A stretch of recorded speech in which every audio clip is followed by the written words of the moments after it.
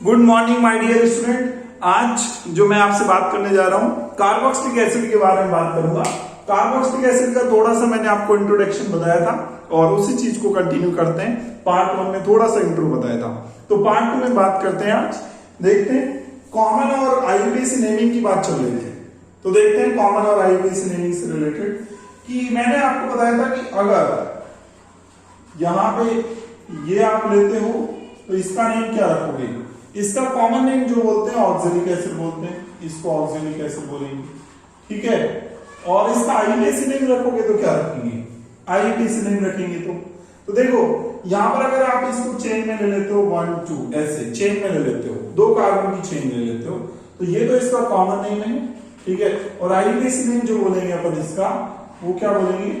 यहां पर कार्बन की चेन में ले रहे हो तो आप बोलोगे एथेन, ठीक है।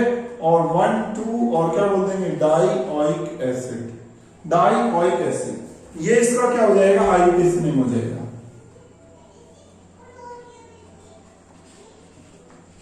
ये इसका आईयूपीएसी नेम होगा, ठीक है। ये अपन आईयूपीएसी नेम बोल देंगे इसका।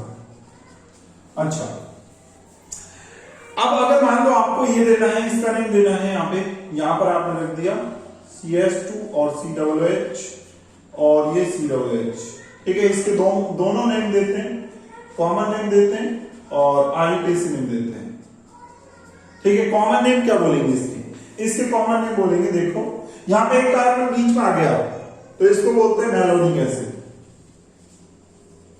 इसको मैलोनिक एसिड बोलेंगे। और यहां पर इसका आईयूपीएसी नेम क्या बोलेंगे, नंबरिंग कर देंगे ऐसे 1 2 और 3। ये COOH को कार्बन की चेन में ले रहे हैं तो कार्बन की चेन में लिखेंगे तो लिखेंगे क्या, कितने कार्बन है यहां पर, 3 कार्बन, तो 3 कार्बन है तो प्रोपेन, ठीक है। 1 पर COOH है और इस पर COOH है तो बोलेंगे 1 3 और क्या बोल देंगे डाइओइक एसिड। ये हो जाएगा इसका नेम, ठीक है। अच्छा, ये इसका आईयूपीएसी नेम हो जाएगा। एक इसकी बात की हमने, दूसरा इसकी बात की, अब तीसरा आप इस पे आ जाओ CH2 और ये CH2 और COOH और ये COOH, ठीक है। इसका दोनों नेम रखते हैं, देखो इसका अगर कॉमन नेम रखते हैं तो क्या होगा और इसका आईयूपीएसी नेम रखेंगे तो क्या होगा। कॉमन नेम में क्या बोलोगे, कॉमन नेम में इसको बोलते हैं कि जब 2 कार्बन यहां बीच में आ जाते हैं तो इसको सक्सिनिक एसिड बोलते हैं, सक्सिनिक एसिड इसको बोलेंगे। और आईयूपीएसी नेम क्या बोलेंगे, यहां पर चेन बना दो 1 2 3 4 तो इसको बोल देंगे ब्यूटेन, ठीक है। और क्या बोलेंगे 1 पर और 4 पर क्या रहा है COOH, तो बोलेंगे 1 4 और क्या बोल देंगे डाइओइक और क्या बोल देंगे एसिड, डाइओइक एसिड। ये अपन इसका बोल देंगे। कौन सा नेम है ये आईयूपीएसी नेम। अब चलो बात करते हैं इसके बारे में। यहां पर रख दिया CH2 और इधर भी CH2 और इधर COOH और CH2 और इधर COOH, ठीक है। तो इसका नेम रखी तो इसका कॉमन नेम क्या होगा और इसका आईयूपीएसी नेम क्या होगा। कॉमन नेम सुनो इसका क्या होगा, जब 3 कार्बन आ जाएंगे तो इसका कॉमन नेम जो अपन बोलेंगे वो बोलेंगे malonic acid, malonic acid, sorry malonic acid नहीं, ग्लूटेरिक एसिड। मैलोनिक एसिड तो ये हो गया, इसको बोलेंगे ग्लूटेरिक एसिड, ठीक है। ये बोल देंगे। और आईयूपीएसी नेम क्या रखेंगे, आईयूपीएसी नेम सुनना, आईयूपीएसी नेम यहां से नंबरिंग कर देंगे 1 2 3 4 5। 5 कार्बन की चेन हो जाएगी तो 5 कार्बन की चेन हो जाएगी तो पेंटेन, इसको बोलेंगे पेंटीन। और 1 पर और 5 पर क्या है, यहां पर ट्रिपल बॉन्ड है, सॉरी ये COOH ग्रुप है तो बोलेंगे 1 और 5 और डाइओइक एसिड, यहां पर इसको बोलेंगे, ठीक है। चले अब देखो, अगर मान लो आप इसका नेम बोलो, इसका नेम क्या रखेंगे, यहां पर अपन ने रख दिया 5th नंबर पे, देखो 5th नंबर पे अपन ये रख रहे हैं कि COOH, ठीक है, और CH2 का होल 4, ठीक है, और COOH ये। अब इसका दोनों नेम रखते हैं, इसका कॉमन नेम क्या होगा, ठीक है, और इसका आईयूपीएसी नेम क्या होगा। कॉमन नेम देखो, कॉमन नेम क्या होगा, कॉमन नेम में इसको बोलते हैं एडिपिक एसिड। क्या बोलेंगे इसको, एडिपिक एसिड। तो ये तो एडिपिक एसिड इसका कॉमन नेम हो जाएगा। चले, और अब देखें आईयूपीएसी नेम। आईयूपीएसी नेम क्या होगा? तो आईयूपीएसी नेम में वही नंबरिंग करेंगे, नंबरिंग करेंगे। यहाँ पे नंबरिंग करेंगे तो आप यहां से स्टार्ट करोगे और यहां से करोगे तो यहाँ पर 6 कार्बन की चेन बनेगी भाई। 4 तो ये हो जाएंगे, एक ही होगा और ये एक ही हो जाएगा, 6 कार्बन की चेन होगी। तो बोलेंगे कितने कार्बन हो गए? तो ये हो गए 6, तो बोलेंगे हेक्सेन, ठीक है, हेक्सेन। और 1 पर और 6 पर क्या है? COOH, तो बोलेंगे हेक्सेन 1,6 और डाइओइक एसिड। ये इसका क्या हो जाएगा? आईयूपीएसी नेम, ठीक है। ये मैंने आपको आईयूपीएसी नेम बताई और क्या बताई? मैंने आपको ये बताई, ठीक है, कॉमन नेम बताया। अब कुछ इंटरेस्टिंग बता रहा हूं, देखो अगर मैं इसकी बात करता हूं CH2COOH, CH और CH2COOH। देखो यहां से इंटरेस्टिंग चीज ये है, COOH को अगर चेन में नहीं लेते हो आप, चेन से बाहर रख दो इसको, ऐसे 1 2 3 ऐसे 3 कार्बन की चेन बनाओ। जब COOH को चेन से बाहर रखा जाता है तो उस केस में कार्बोक्सिलिक एसिड यूज करोगे, ठीक है। तो इसका जो सही नेम होगा वो होगा प्रोपेन, ठीक है, इसको बोलोगे प्रोपेन। और यहाँ पर कितने कार्बन की चेन है? 3 कार्बन की चेन है, तो प्रोपेन रखा, और एक पर, दूसरे पर, तीसरे पर क्या आ रहे हैं यहाँ पर? COOH, तो बोलेंगे प्रोपेन और 1 2 और 3 और ट्राई, और क्या बोलेंगे? कार्बोक्सिलिक एसिड बोलेंगे। ये COOH जो है चेन से बाहर है। क्या चेन में लिए? बताओ इनको चेन में नहीं लिया है, चेन तो ये बनी आपकी। तो चेन से बाहर अगर COOH ग्रुप को कर देते हो तो कार्बोक्सिलिक एसिड का यूज करेंगे। ध्यान रखना, बहुत बहुत इंपॉर्टेंट है ये, ठीक है। और अगर चेन में ले लेते हो COOH को तो आयोनिक एसिड का यूज करते हैं, ये बात ध्यान रखोगे आप। चले हम नेक्स्ट आगे बात करते हैं। अगर मान लो आपको इसका नेम देना है, आपको बोला जाए कि इसका नेम देके बताओ इसका क्या नेम होगा। जैसे मैं आपके सामने एक कंपाउंड रख रहा हूं कि कोई साइक्लिक रिंग आ गई और उसका आपसे पूछा कि नहीं बताओ इसका कैसे करेंगे, साइक्लिक रिंग वाले का, तो फिर कैसे करेंगे भाई? तो उसके लिए देखो, उसके लिए ध्यान से देखो आप, साइक्लिक रिंग का वाला का अगर एग्जांपल आता है, जैसे देखो 7th नंबर का एग्जांपल रख रहा हूं आपके लिए, ये यहां पर ये आ गया, देखो COOH ये आ गया।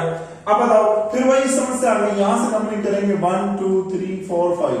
देखो ये साइड चेन है और ये जो है रिंग के कार्बन की चेन है। कभी भी ऐसे मत करना कि साइड चेन के कार्बन को रिंग के कार्बन के साथ क्या कर दो, जोड़ दो, ऐसे मत कर देना। यहां से करो सर 1 2 3 4 5 6, आप बोलोगे सर लॉन्गेस्ट कार्बन की चेन बन गई, ऐसा पॉसिबल नहीं है। ये साइड जो है साइड कार्बन है तो ये अलग ही रखा जाएगा, ठीक है, और ये अलग रखे जाते हैं, कभी भी इनको एक साथ नहीं करते, ठीक है। तो चले अब इसका नेम क्या रखेंगे? इसका नेम देने के लिए आपको पता है कि COOH जो है रिंग से बाहर है, मतलब चेन से बाहर हो गया। अगर ये COOH चेन से बाहर हो गया तो बोलेंगे क्या? यहाँ पर कितने कार्बन की चेन है? 5 कार्बन की, तो बोलेंगे साइक्लो, ठीक है, और पेंटेन, ठीक है, साइक्लोपेंटेन, और क्या बोलेंगे? और ये है कार्बोक्सिलिक एसिड, कार्बोक्सिलिक एसिड, ये अपन इसका नेम बोल देंगे, ठीक है। ये सिंपली इसका नेम हो जाएगा। अच्छा, अगर मैं आपसे ये बोलूं, यहां पर ये है कि 2 ग्रुप यहां पर रख देता हूं मैं, यहां पे एक पे COOH है और यहां पे ये डबल बॉन्ड O है, तो यहां से नंबरिंग करोगे 1 2 3 4 5, ये 5 कार्बन की चेन बन गई।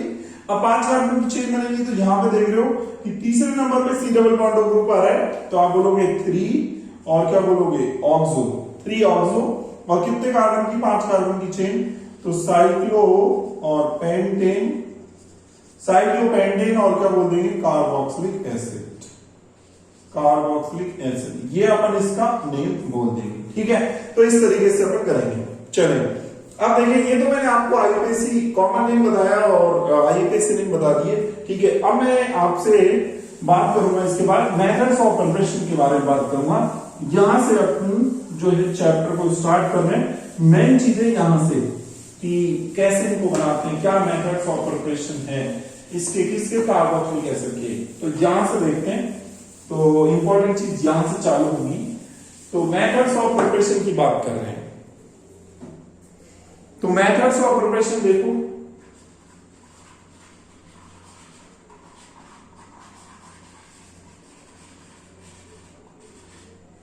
कि कैसे बनाएंगे इनको, मेथड्स ऑफ प्रिपरेशन क्या है। तो सुनना मेथड्स ऑफ प्रिपरेशन में फ्रॉम एल्कोहल। एल्कोहल से कैसे बनाएंगे, तो देखो एल्कोहल से कैसे बनाएंगे। एल्कोहल का सिंपल ये फॉर्मूला RCH2OH, यहां पर इसको बोलेंगे 1 डिग्री एल्कोहल है। कौन सा है, 1 डिग्री एल्कोहल है। इस 1 डिग्री एल्कोहल का ऑक्सीडेशन करवा देते हैं, तो ये ऑक्सीडाइज्ड बाई एल्कोहल जो होते हैं ना वो ऑक्सीडाइज करवाते जाते हैं अपन। और किससे करवाएंगे ऑक्सीडाइज, किससे करवाएंगे, ऑक्सीडाइज बाई न्यूट्रल ले सकते हैं, ठीक है, या फिर एल्कलाइन ले सकते हैं, न्यूट्रल या फिर एल्कलाइन, एल्कलाइन या फिर बेसिक, बेसिक और क्या लेंगे, KMnO4 लेंगे, बेसिक KMnO4,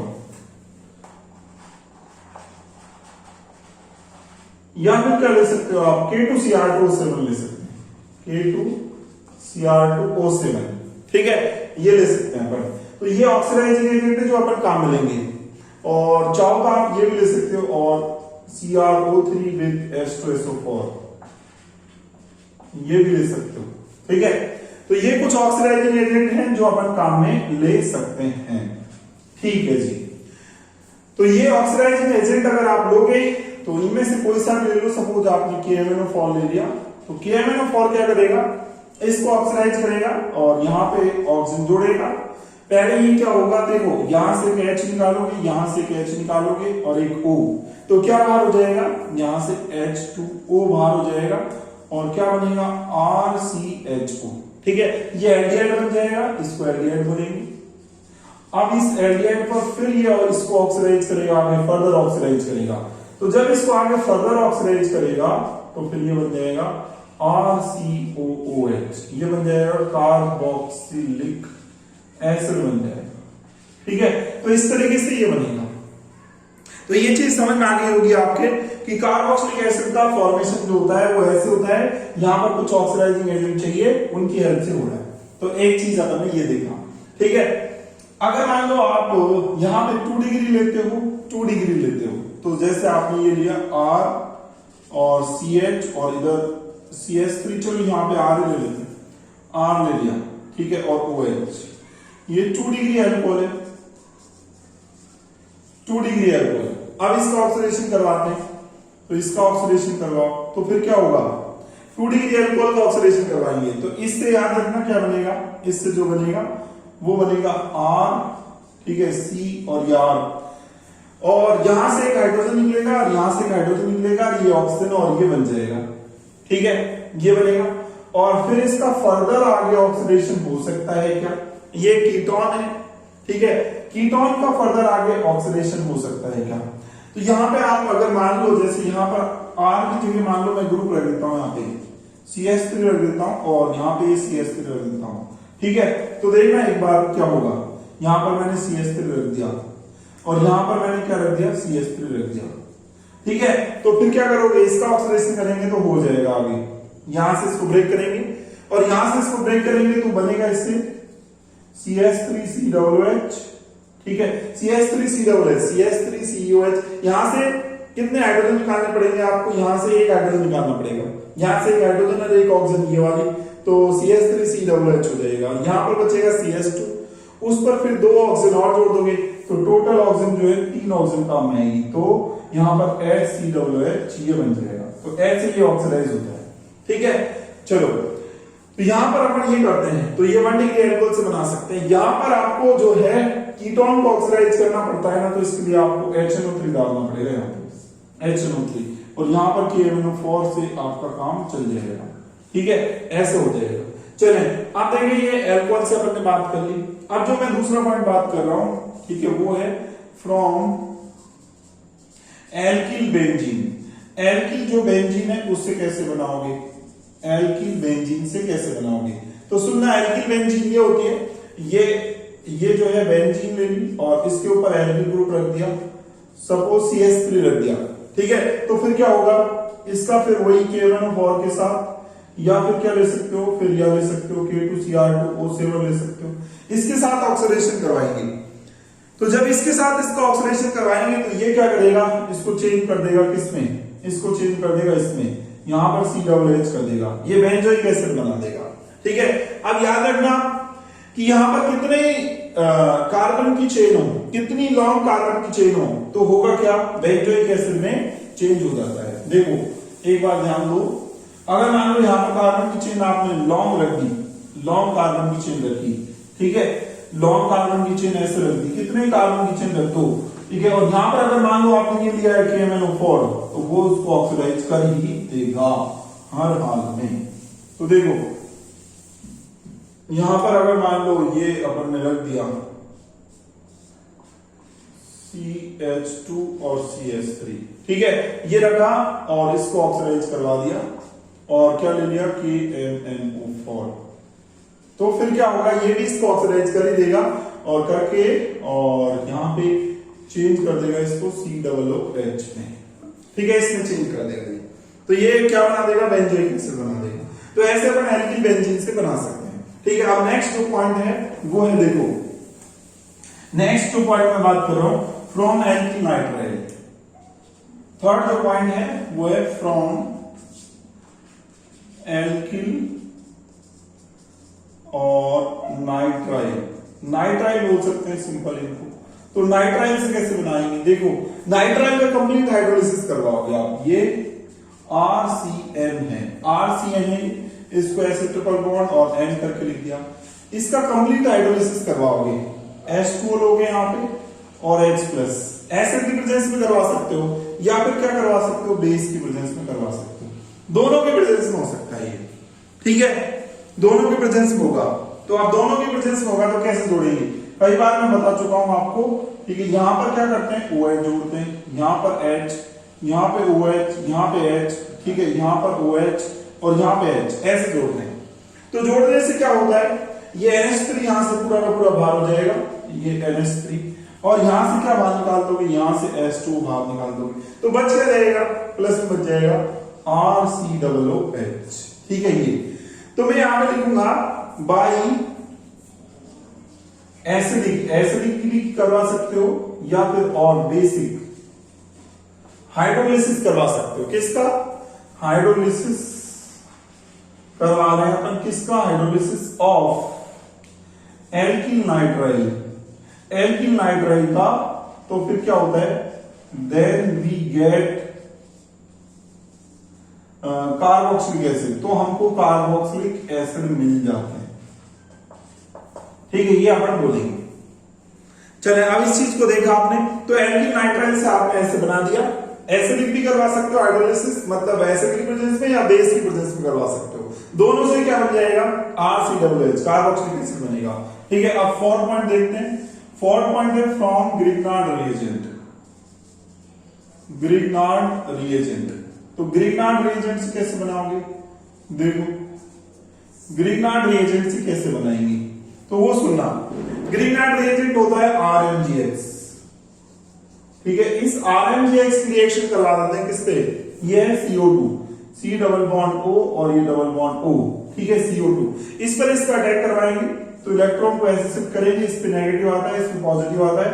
अब इसको इस पे जोड़ देंगे और जैसे इसको इस पे जोड़ेंगे तो क्या बनेगा, देखो यहाँ पे O डबल बॉन्ड, अच्छा यहाँ पे इस पे पॉजिटिव आ जाएगा, इस पे R जाएगा, जुड़ जाएगा ये R, ठीक है, और इस पे नेगेटिव आ जाएगा, इस पे क्या जुड़ जाएगा, OMG और X, ये हो जाएगा।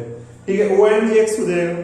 फिर उसके बाद क्या करेंगे, फिर उसके बाद फर्दर इसका हाइड्रोलिसिस करवाएंगे, हाइड्रोलिसिस मतलब वाटर स्प्रेड करेंगे एसिड की प्रेजेंस में, तो फिर क्या होगा, एसिड की प्रेजेंस में ऐड करोगे तो यहां पर जो जुड़ेगा वो तो जुड़ जाएगा OH और यहां पर क्या जुड़ जाएगा H, तो इससे क्या बनेगा, इससे जो बन जाएगा वो बनेगा R और COO और H। ठीक है, ये बन जाएगा, और प्लस में क्या बनेगा, प्लस में बन जाएगा Mg, ठीक है, और ये X और ये क्या बनेगा OH। ठीक है, ये बन गया कार्बोक्सिलिक एसिड। ऐसे आप कार्बोक्सिलिक एसिड बना सकते हो। ठीक है, ये अपन ने ये चीज देखी। तो ग्रिग्नार्ड रिएजेंट से ऐसे बनाओगे आप। अब मान लो आपको ये बोला जाए कि इस पे बना के बताओ, इससे क्या बनेगा, देखिए जैसे आपको बोला जाए छोटा सा ये ग्रिग्नार्ड रिएजेंट ही लेंगे, ठीक है, लेकिन ग्रिग्नार्ड रिएजेंट से अपन जो है मतलब ये वाला ले रहे हैं ग्रिग्नार्ड रिएजेंट, यहां पर C6H5 और Mg और ये X प्लस CO2 और ये, ठीक है। इस पर अपन अटैक करवाएंगे वही से, तो अटैक करवाएंगे तो फिर क्या होगा, वही O डबल बॉन्ड C और यहां पर क्या होगा C6H5, ठीक है, ये जुड़ेगा। और फिर इस पर क्या जोड़ देंगे, O MgX, यहां से इसको जोड़ेंगे, यहां से तोड़ेंगे, यहां पर OH जुड़ जाएगा और यहां पर H जुड़ेगा। तो फाइनली आपके पास जो बच जाएगा बाद में एसिडिक हाइड्रोलिसिस से, तो वो बन जाएगा आपके पास ये। तो इससे क्या बन जाएगा, ये बन गया बेंजोइक एसिड, ठीक है, बेंजोइक एसिड। आप चाहो तो इसे C6H5CH2MgX कर सकते थे, ठीक है, तो वैसे भी कर सकते थे।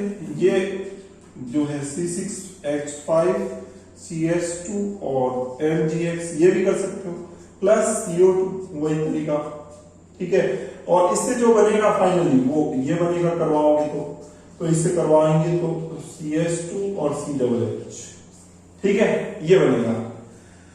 अच्छा, इसका अगर नेम करेंगे तो क्या करेंगे, यहां से नंबरिंग करेंगे 1 2, तो 1 पे फिनाइल है, 1 पे फिनाइल है, ठीक है। और क्या बोलेंगे, और यहां पर बोलेंगे 2 कार्बन की चेन है तो बोल देंगे ethanoic acid, 1 phenyl ethanoic acid.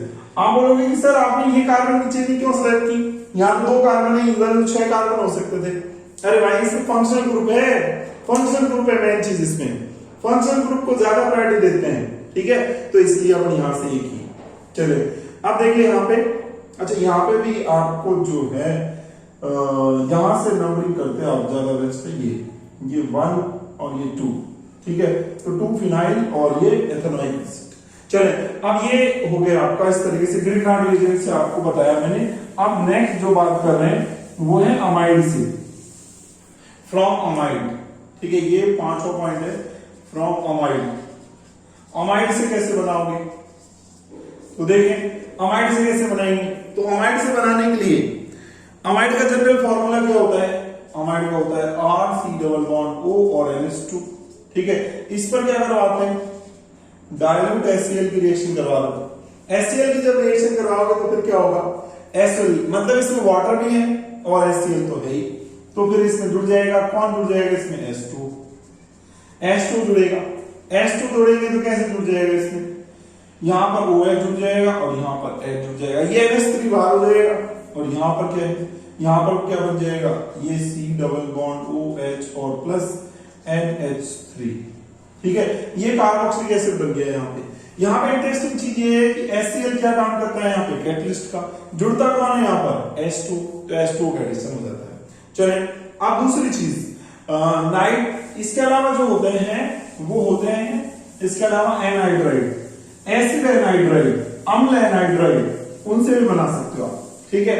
तो उनसे कैसे बनाएंगे, 6 देखो, फ्रॉम एसिड एनहाइड्राइड,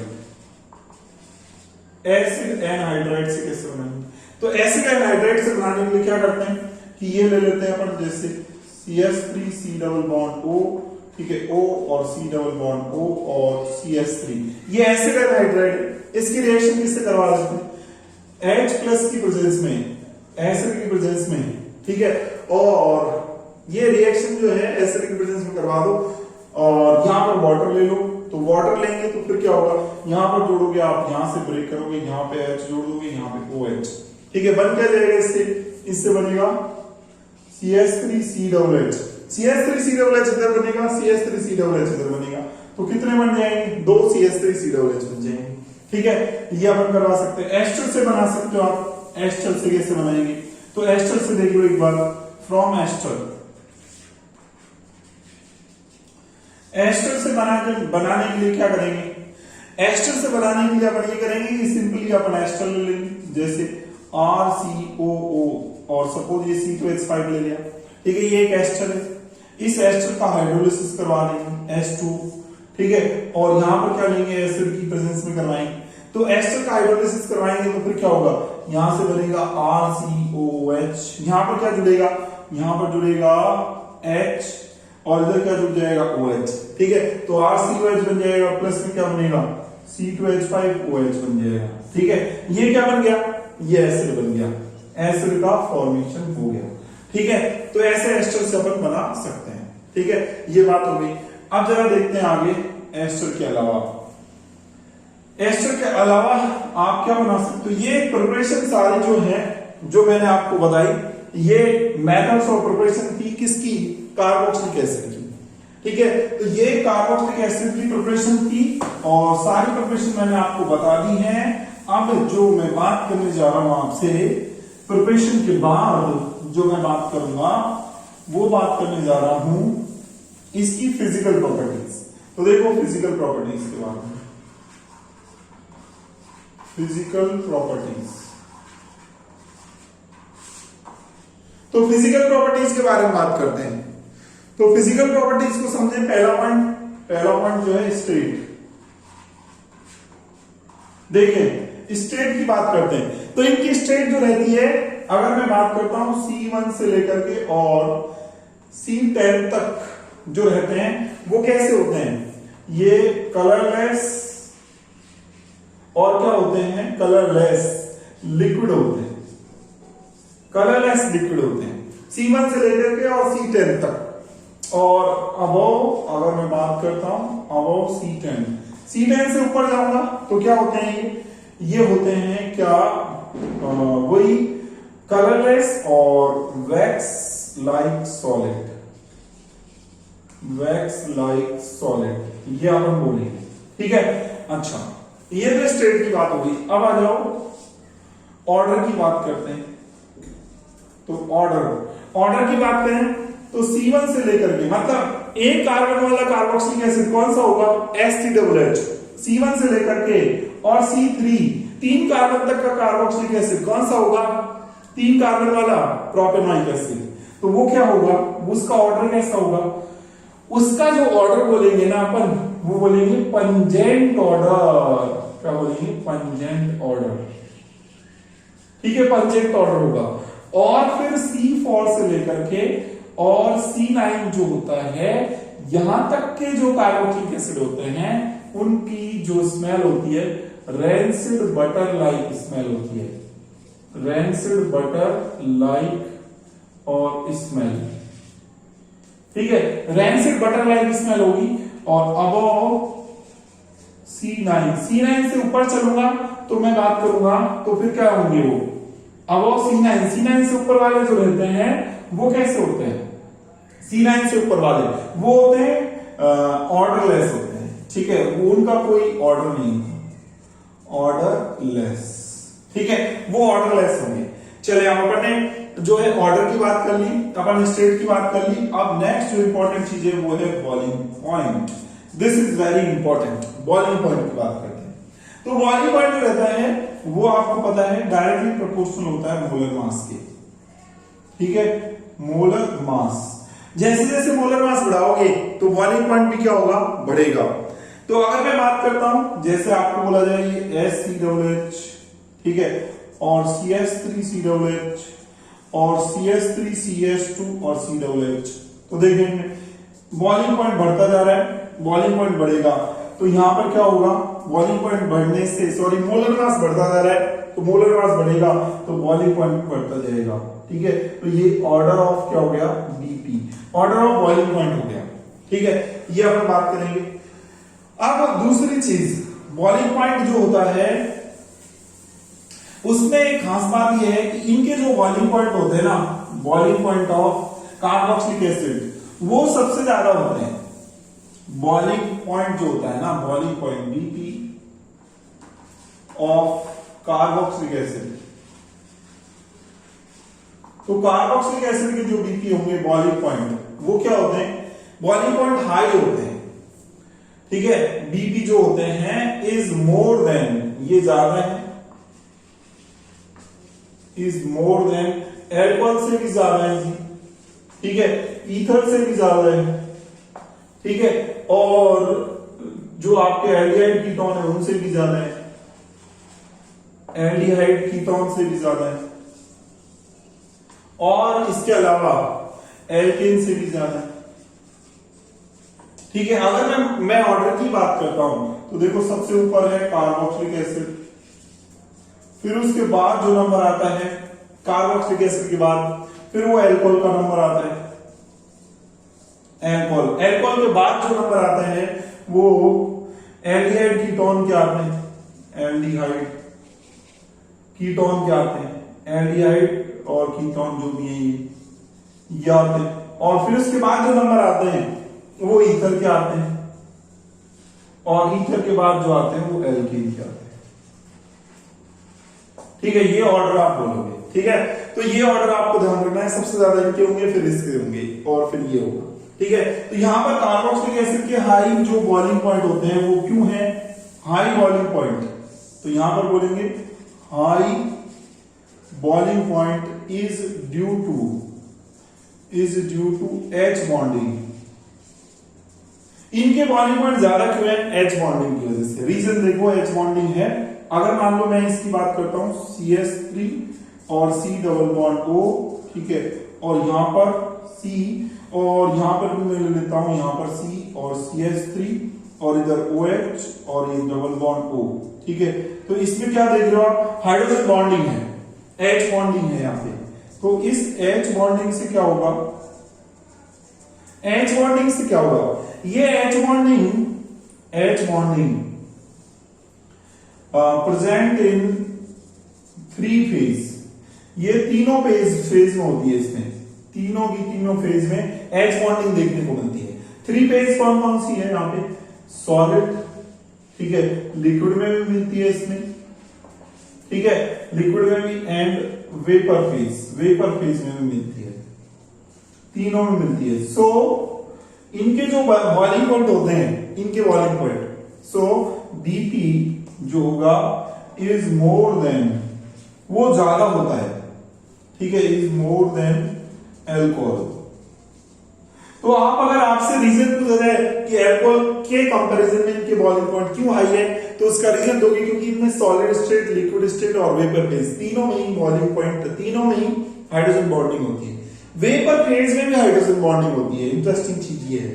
ठीक है, और ये जो बॉन्डिंग है, ये एक बॉन्डिंग, इसको अपन बोलते हैं क्या, अलग अलग मॉलिक्यूल के बीच में हो रही है, तो इस बॉन्डिंग को अपन बोलेंगे इंटरमॉलिक्यूलर और H बॉन्डिंग इसको नाम देने हैं। ठीक है, इंटरमॉलिक्यूलर H बॉन्डिंग इसको बोला जा रहा है। ठीक है, तो ये अपन इसको नाम बोलेंगे क्योंकि अलग अलग मॉलिक्यूल के बीच में, एक मॉलिक्यूल ये है, दूसरा मॉलिक्यूल ये है। चलो, अपन ने बॉइलिंग पॉइंट के बारे में बात कर ली। ठीक है, बॉइलिंग पॉइंट मैंने आपको बता दिया। अब नेक्स्ट जो आगे बात करेंगे कि मेल्टिंग पॉइंट और सॉलिबिलिटी के बारे में और कुछ केमिकल प्रॉपर्टीज के बारे में, वो नेक्स्ट लेक्चर में मैं आपसे बात करूंगा। आई होप ये सारी चीजें आपको समझ में आई होंगी और आपको वीडियो भी अच्छा लगा होगा। अगर आपको वीडियो अच्छा लगा तो आप ज्यादा से ज्यादा वीडियो को लाइक कीजिए, शेयर कीजिए और चैनल को सब्सक्राइब करना ना भूलें। Thank you so much.